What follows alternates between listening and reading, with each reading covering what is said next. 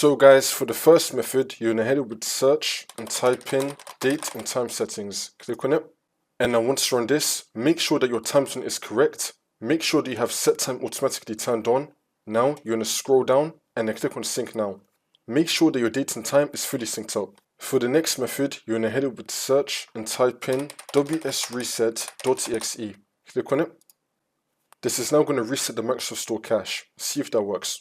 If that's still not working, once you're in the Microsoft Store, you're going to click on your profile in the top right. Now you're just going to sign out of your account and then sign back in again. See if that works. For the next method, if you have a VPN or proxy enabled, then you want to disable it. For the next method, you're going to head over to search and type in check for updates. Click on it. And now once you're on this, you're going to click on check for updates. Make sure that your computer is fully up to date. And now for the last method, you're going to head over to search again and type in services. Click on it. And now once you're on this, you're going to click on any service one time and then click on X on your keyboard. You're going to be seeing all the Xbox services right here. You're going to repeat this for all of them. So for the first one, Xbox Accessory Management Service, we're going to double click on it. You're going to make the startup type automatic and then click on start, which will now make the server status running and then click on OK. Now for the next one under it, Xbox Live Auth Manager, double click on this.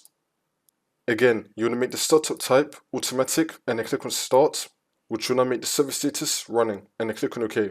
And then do the same thing for the next two. I'm just going to fast forward the video. And now once all the Xbox services are automatic and running, you just want to restart your computer, and then this should now fix your problem.